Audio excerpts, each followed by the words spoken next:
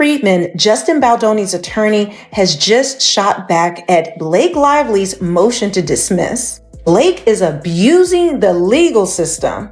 3 exclamation points. Bryan Freedman tells TMZ Ms. Lively's recent motion to dismiss herself from the self-concocted Blake Lively too? Into oblivion, Megan. Wait till you see this lawsuit. It's all going to be based on evidence. It's not going to be just a lawsuit. It's going to be the kind of lawsuit that is full of evidence, admissions, documents, which prove exactly. It turns out that Hollywood isn't just about glitz, glamour, and expensive lats. It's also about lawsuits, settlements, and of course, a little celebrity arm twisting. Enter Bryan Freedman, an attorney who handles high-profile cases, who is currently embroiled in a legal battle that somehow involves Blake Lively because, of course, Hollywood celebrities have their own dramatic flair when it comes to legal battles. Actually, Blake Lively's publicist, Leslie Sloan, was planting stories negative to Justin. And all Justin wanted to do, and it's all through the text messages. If the New York Times apparently reviewed 1,000 or more pages of text messages, they would have seen it. Justin never wanted to hurt her, never wanted to be negative to her. He wanted to protect the film. He wanted to protect himself, and he wanted to protect her from making negative allegations about him that were made up and that are proven in this case, and how she bullied her way through the process to take over the movie and used her PR people to try and destroy Justin. There's a number of different defendants here. Stephanie Jones will be all over this complaint. That is the PR agent who was supposed to be working for Justin Baldoni. Leslie Sloan, who's another PR agent who will be part of this lawsuit. That was Blake Lively's. Blake Lively will be sued, and we're carefully considering other people that will be sued also. Ryan Reynolds.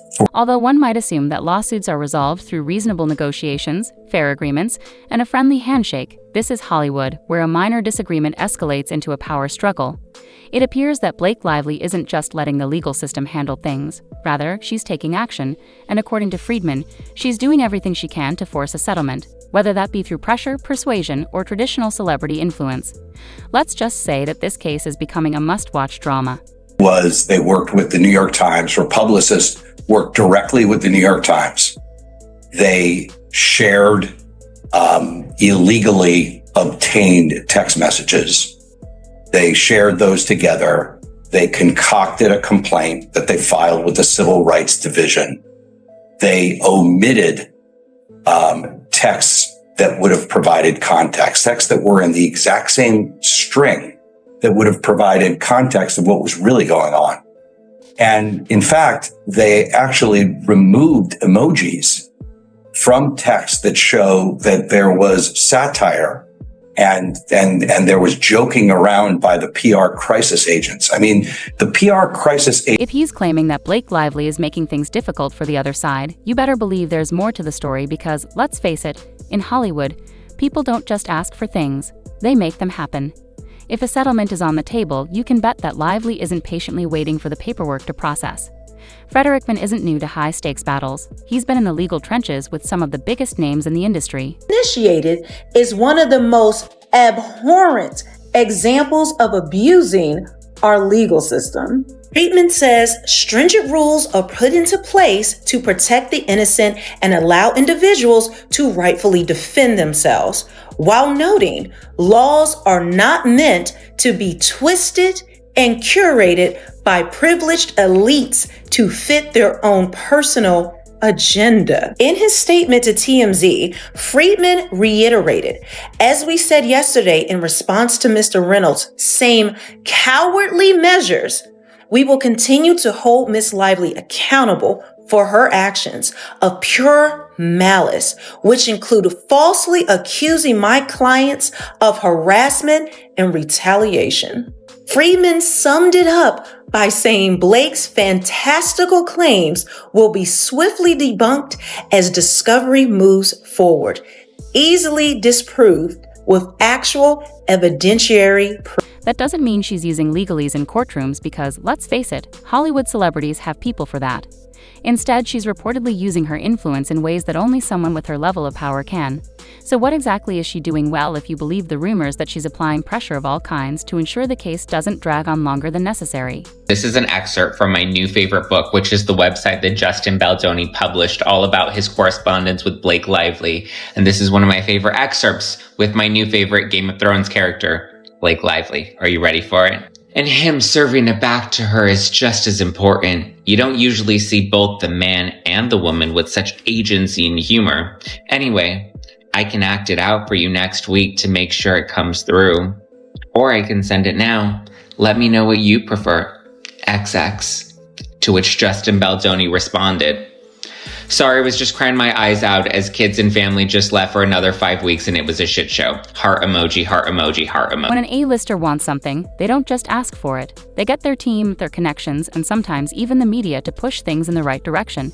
If there's one thing Hollywood detests more than a protracted lawsuit, it's bad press. So if Blake Lively is pushing for a settlement, it's easy to imagine that certain narratives are being shaped behind the scenes. Now let's talk about Bryan Freedman's role in all of this. The man is no stranger to high-profile disputes, and he's certainly not one to back down, but even a legal heavyweight like him knows that when a Hollywood star starts pulling strings, things can get complicated quickly.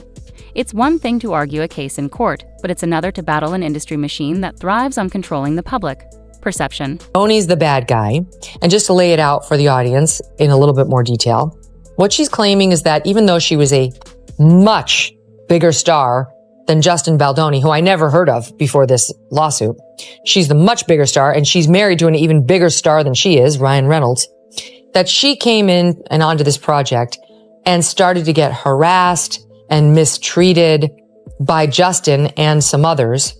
And that when she then demanded that all of her concerns be rectified, that he did it, but that he was basically lying in wait for when the film would get released in case she went public with what happened, that he and his PR team determined to bury her, to ruin her, and that this wave of bad press we did see about Blake Lively when the film came out this past summer was not organic. It was totally orchestrated by Justin and his... Because let's face it, public opinion is crucial in this community, and if Lively wants a settlement, it's not just about the legal specifics.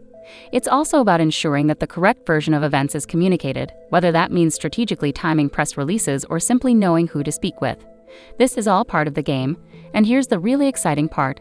Settlements are sometimes only about making issues go away, not always about guilt or innocence. Lively writes, "I can send you my pass at the roof, or just read with you when we get together next week. Let me know what you prefer, smiley face. If you knew me in person longer, you'd have a sense of just how flirty and yummy the ball busting would play. It's my love language, spicy and playfully bold, never with teeth." The quicker a scandal or lawsuit is resolved, the better, because in Hollywood, where reputations are worth millions, dragging things out could result in unwelcome headlines. If Lively is making sure that's the direction this case is going, she's obviously not taking no for an answer. Apologize to Justin Baldoni because he treated me well and did nothing wrong, and I allowed him to sit in a basement with his family because I was starstruck by Hugh Jackman. Yeah, that Blake Lively was the aggressor in this now epic showdown. Was it right after was it when Baldoni dropped the countersuit? Was it when Bryan Freedman put up the website with the 170 pages and all the text? Or was it right away when the Times wrote?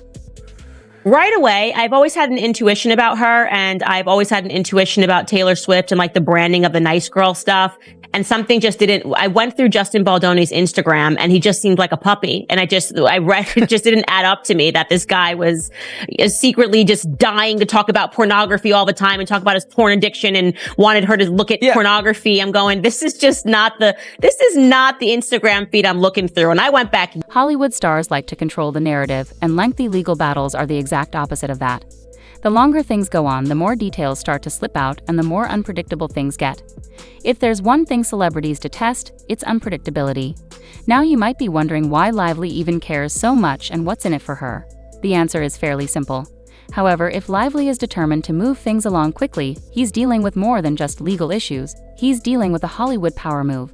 Freedman, on the other hand, is likely carefully considering his options because he understands how these things work and knows when to push back and when to let things play out. Actually did it is far less fruitful, right? The text about like, we could, here's what we might do if we need to, those are everywhere.